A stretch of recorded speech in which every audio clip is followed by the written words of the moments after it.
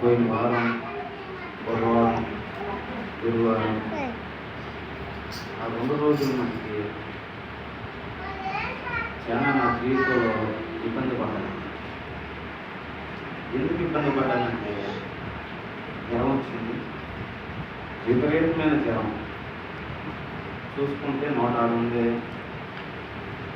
మరి నేనేమో దేవుని దగ్గర ఒప్పందం చేసుకున్నాను, అయ్యా జ్వరం వచ్చినా కానీ విరోచనాలైనా కానీ లేదు గ్యాస్ ఏమైనా పట్టేసినా కానీ నేను వెళ్ళలేనని చెప్పి మీ దగ్గర ఒప్పందం చేసుకున్నాను కదయ్యా.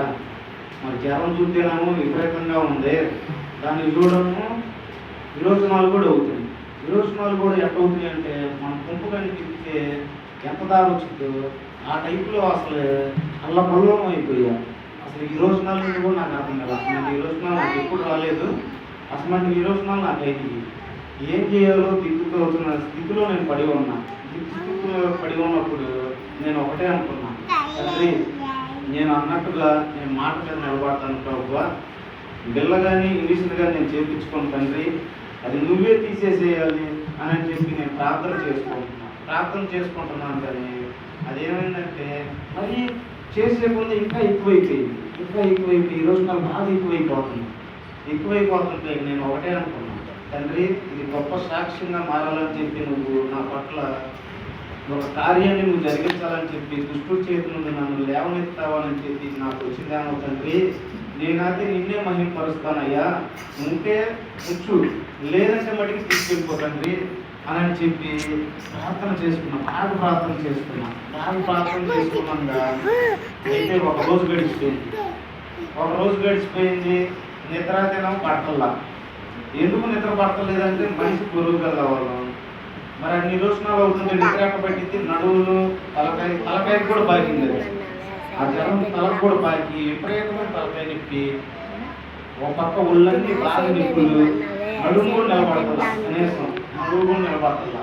ఏం చేయాలో అర్థం కావట్లేదు. ఎట్టయినా కానీ దుష్టుని నా చేత పెళ్ళేపియాలి అని వాడు పన్నాగంతో ఉన్నాడు. నేను ఏం చేయాలో అర్థం కావట్లేదు. అట్లాగే అద్దాక లేకపోతే ప్రార్థన చేసుకోవడం తండ్రి నీ చిత్తమైతే ఉంచు, లేదనుకో నువ్వే తీసేసుకోయ్యా అన్న తర్వాత నా కళ్ళలో పెట్టి కనపడింది. ఆ మాట అన్న తర్వాత కళ్ళలో పెట్టి కనపడినప్పుడు నేను అన్నాను, తండ్రి నేను అడిగినప్పుడు నువ్వు నాకు చూపించు, కరెక్టేనయ్యా. కాకపోతే ఏంటంటే ఈ సాక్ష్యం గొప్ప సాక్ష్యంగా మారాలి. ఎందుకంటే నేను అభిషేకం తీసుకోబోతున్నా తండ్రి, అభిషేకం తీసుకోబోతున్నాను కాబట్టి ఈ మధ్యలో దుష్టులు పెట్టిన శోధన కదయ్యా, దీన్ని బట్టి ప్రతి ఒక్కరు కూడా మారాలయ్యా, తెలుసుకోవాలి. ఈ సాక్ష్యం చెప్పి నేను కనపరచాలి తండ్రి అని చెప్పి మళ్ళా ప్రార్థన చేసుకున్నప్పుడు దాన్ని నా కళ్ళ ముందు తీసేసాడు దేవుడు. దాన్ని నా కళ్ళ ముందు తీసేసి చెట్టు కానీ ఎండిపోయిన చెట్టుకు చిగుళ్ళు పుట్టుకోతున్నటువంటి దర్శనాన్ని చూపించాడు. మళ్ళా దర్శనాన్ని చూపించి అలా ఒక రోజు గడిచిపోయింది. రెండో రోజు స్టార్ట్ అయింది. రెండో రోజు స్టార్ట్ అవ్వగానే అప్పటికి జ్వరం తగ్గలేదు, విరోచనాలు చూస్తేనేమో ఆగట్లేదు, కనీసం మంచినీళ్ళు తాగినాక నిలబడతల్లా, కడుపులు ఏది నిలబడిపోయేసరికి ఇంకా ఎక్కువైపోయింది. ఏం చేయాలో నాకేం అర్థం కావట్లా. పిల్లలా అవి నా శరీరానికి ఒక శాంతి నెత్తే, కానీ నేను నిన్ను మహిమపరచలేను. ఎంతో మందికి నేను చెబుతున్నా కానీ నా సాక్ష్యాన్ని నేను చెబుతున్నా కానీ ఎవరో కూడా సరిగ్గా పట్టించుకోవట్లేదయ్యా, నమ్మట్లేదు తండ్రి, వాళ్ళందరూ కూడా తెలుసుకోవాలి అని అన్నప్పుడు ఇక అప్పటికి ఏంటంటే ఒక రోజు గడిచిపోయింది. రెండో రోజు ఏంటంటే వీళ్ళందరూ పలకరిస్తానికి వస్తున్నారు. ఈ పలకరిస్తానికి వస్తున్నప్పుడు ఏమవుతుందంటే ఇంకా బాగా కూడా అర్థమైపోయింది, పిల్లలు ఇట్లేదు, ఇక్కడ బాగట్లేదు, జ్వరం వచ్చింది, ఈరోజు నాకు అవుతుంది అని చెప్పి అర్థమైపోయింది.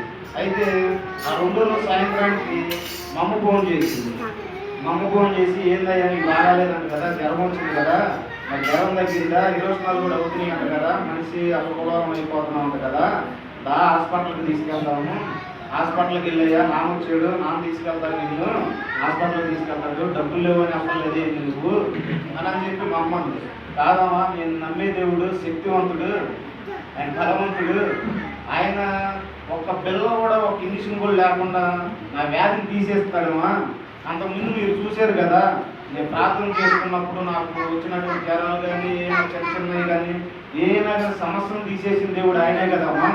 తీసేసేస్తాడనంటే కాదయ్యా నీ మాట కూడా రావట్లేదు, కాదయ్యా నువ్వు వెళ్ళయ్యా నా మాట నువ్వు దేవుడి మీద నమ్మకం ఉండాలి కాదంటల్లా, విశ్వాసం ఉండాలి కాదంటల్లా.